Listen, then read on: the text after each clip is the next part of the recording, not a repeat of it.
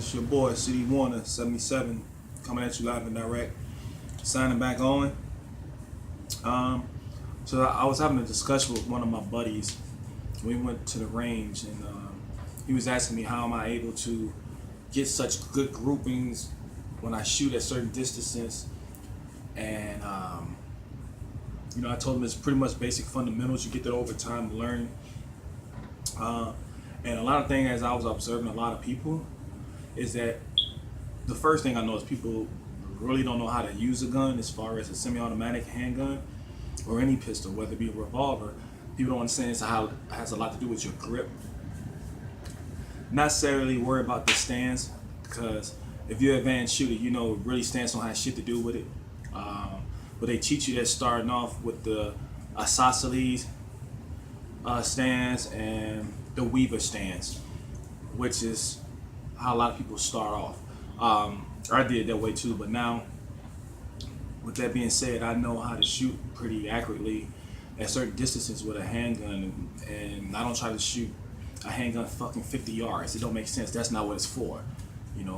25 yards, you pushing it, because if you need to shoot somebody with a pistol at 25 yards, then you pretty much know what you're doing, because that calls for a different tool.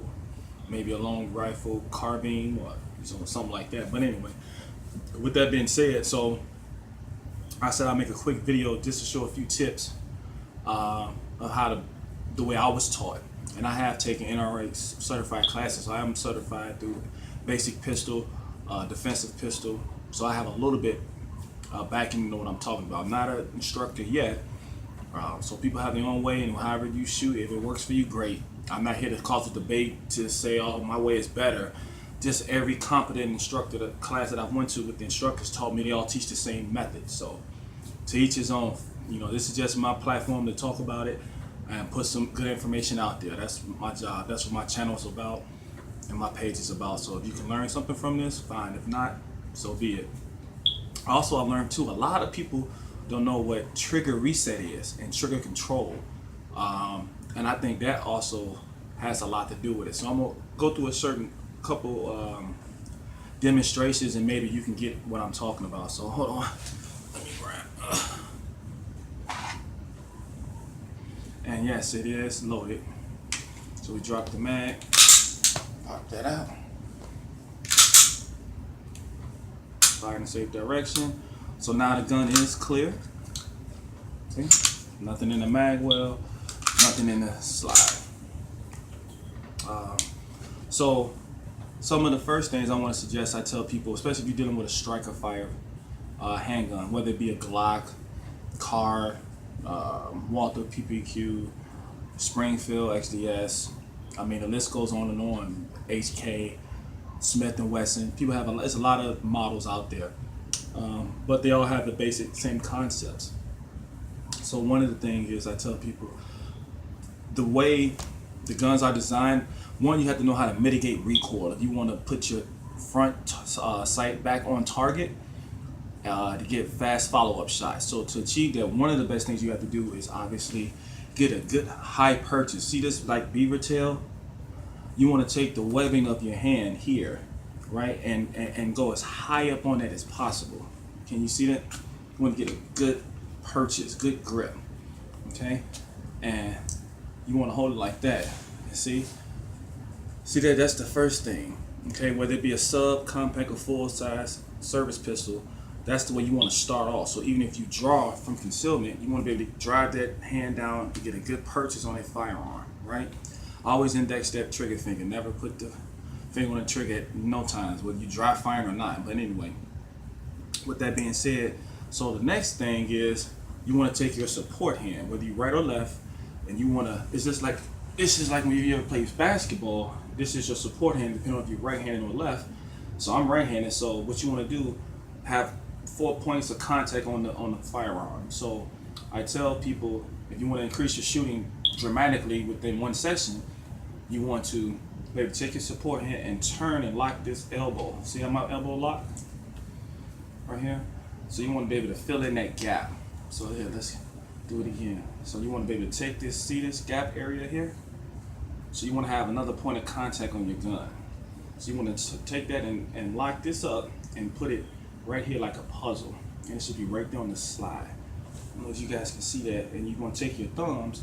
This one touches a point of contact, and this one rides on top of that. Now, doing that, you achieve good, solid control of the muzzle flip. So if you look at my arms on both sides, they're locked, and you want to press out. See that? I don't know if you guys can see that. So when I break my shot, when you press, right, the gun, instead of it doing this, it should do this. And that's what you want to achieve. So by doing that with your support hand and locking it, it's almost like it's guiding it towards the target. So that's one of the things. I see a lot of people at the range, they shoot with the teacup. And if that works for you, fine. I just don't recommend it because I see a lot of muzzle rise. No competent instructor teaches you to hold a striker firearm pistol that way. But again, if it works for you, to each his own. This is just about me trying to show you what I've learned and what works for me. So I see some people hold it and lock their wrist like this. I've seen people lock the thumb over thumb, which is, this is the proper way to hold a revolver. But again, if it works for you and you're accurate, hey, great. You know, I'm just trying to help figure out how to help you guys get a little bit better accuracy. So again, so that's how you should lock it. You should take this support hand and both guns should be facing. You should fill in that gap. Some people hold this and that's okay too. But you want to make sure you're not riding too high on the slide so it doesn't lock back. But just right here is your point of contact and lock your wrist. So you should be pulling with your support hand and lightly pushing with your firing hand. So when you lock your elbows and press out, you should be able to try to get a great alignment on your sight picture. So that's what I want to talk about next, sight picture. Now these are HD sights, Trijicon, right, with the high-vis red tritium sight, right, night sights. The reason why I did that because I have bad eyes, so I need to be able to see my target. So what you want to do is actually align this rear target with your front sight. And once you have it clear on both sides, when you're firing, you want to just make sure that you're focusing on that front sight, not the target, the sights, and the rear sight. Just once you line it up, you want to just focus on your front sight. Once you find that point of impact, whether it be the 6 or bullseye, as far as the alignment. And then one of the next things I notice a lot of people don't understand is about trigger reset.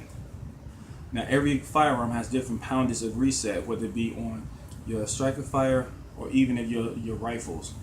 So for instance, and this is clear, just to show you guys again, pointed in the same direction. When I press my trigger, you want to hold it, because see, a lot of people, if you're right-handed, a lot of times you tend to shoot a lot to the left. If you're left-handed, you tend to shoot a lot to the right. It has a lot to do with how much padding you put on this trigger. So what I recommend is using about that much with a good grip.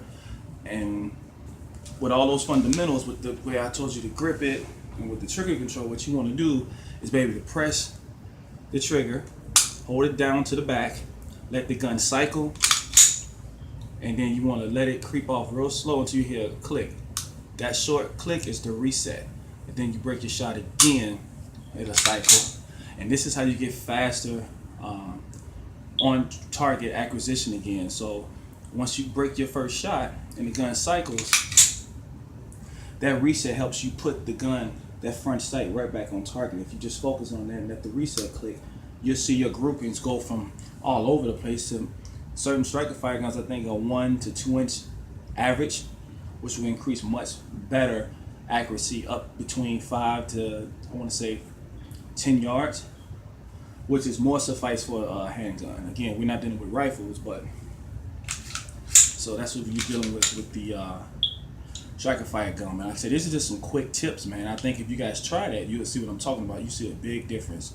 A lot of people like to slap a trigger every time they shoot, and I used to do it. And your bullets will be all over the place. You can kind of hold them down, but you won't be able to control, let muzzle rise. You know, especially when you're holding a gun like this and you're slapping the trigger. It's just the variables are small fundamentals that you practice, and it takes putting shots down range. But once you practice that, you'll be able to see that once you do that and hold it consistently, again, and control that tool, because it's a tool, and you break your shot, and breathing is a big part of it too. Once you do that, you'll see your shot accuracy improve tremendously. So again, just a quick video, man.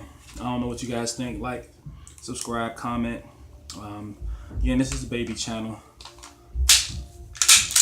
and you know, I just like having that forum to talk about different things, learning platforms and stuff. Like I said, I've only been shooting maybe going on a year and a half now, but I've, like I said, I paid money to take classes to learn and how to advance my skill set. So yeah, anyway, this your boy City Warner 77 signing off.